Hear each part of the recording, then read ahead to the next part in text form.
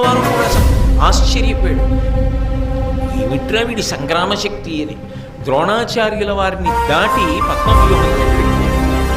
ఆ పద్మవ్యూహంలోకి వెళ్ళిపోతూ ఆయన ఏమనుకున్నాడంటే, వ్యూహాన్ని భేదించేశాను కాబట్టి వెనక పెదనాన్నగారు ధర్మరాజు గారు వస్తారు, భీమసేనుడు వస్తాడు, నకుల సహదేవుడు వస్తారు, ధృష్టద్యుమ్నుడు వస్తాడు, ద్రుపద మహారాజు వస్తాడు, సైన్యం అంతా ఉంటుంది వెనకాతల.